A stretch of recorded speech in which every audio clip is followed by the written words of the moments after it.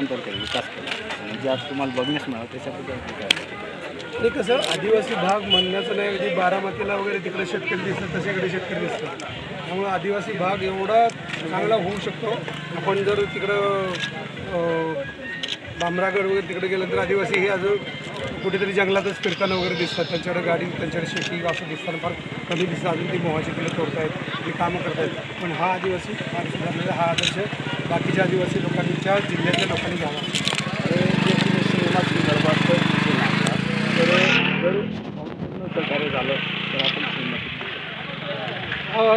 त्याच्यावर बोलू. मला या व्यक्तिमत्व दोनदा भेटल्यानंतर असं वाटलं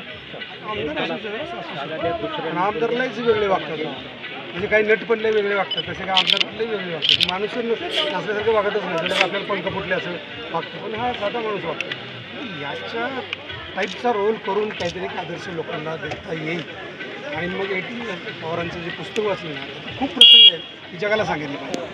त्यामुळे तो आज विचार माझ्या डोक्यात आला. पण ही गोष्ट अशी आहे की लोकांना सांगायला